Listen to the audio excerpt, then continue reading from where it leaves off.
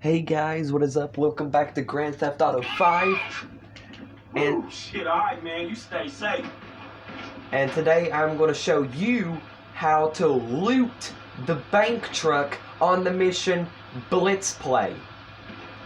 So, this is what you're going to need. You're going to need a grenade. Take it and toss it into the back opening of the truck.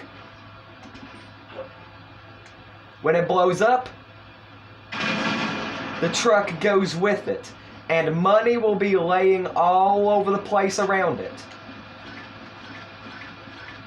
Grab all that you can and just make a bit of extra cash.